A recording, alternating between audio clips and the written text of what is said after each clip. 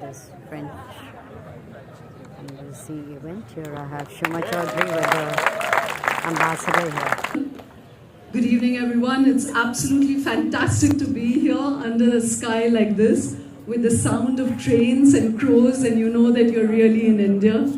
It's beautiful to be here on the Night of Chefs and Ideas, and Julia just requested me to thank Prabha Khaitan Foundation. That's also helped make this possible, along with the French Embassy.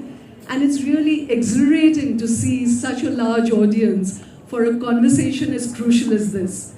When the French Embassy requested me to get involved with this, I jumped at it. One, because of the word more, which was so intriguing because it's so kaleidoscopic, such different meanings for everybody. And because of the idea of Night of Ideas, you know, what could be better? Like Emmanuel said, France and India share many things. You think of France, you think of cuisine, you think of culture, you think of democracy. You think of India, you think of culture, cuisine, democracy. And that's a great bridge between both of us. And it's fantastic that as we are sitting here under this open sky in 200 cities across 150 countries, people like us are sitting to celebrate, debate, discuss, and that's really a wonderful sense of continuity with the idea of dialogue.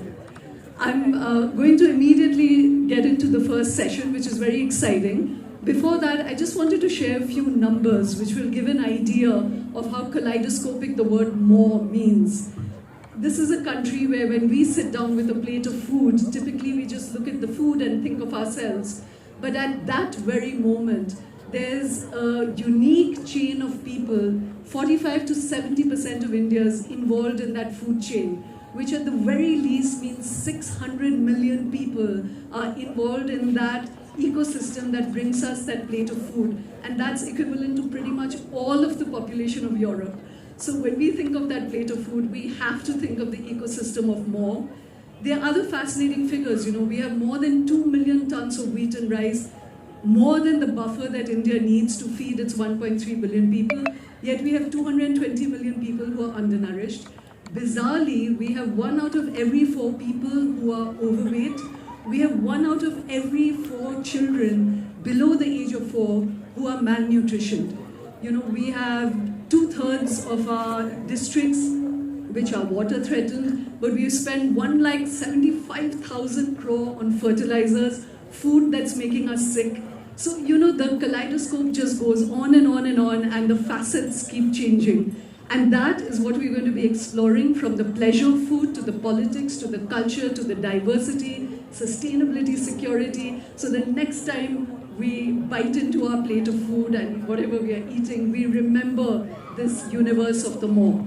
And so with that, let me start with the pleasure principle, which is the carrot for this entire evening, which is 2 fantastic chefs who are here to talk about their worldview, how they entered very uniquely into becoming chefs and creators of food, the philosophies that they are trying to promote with their cuisines, with their recipes, and what drives them to create the kind of exciting food that we all get excited about.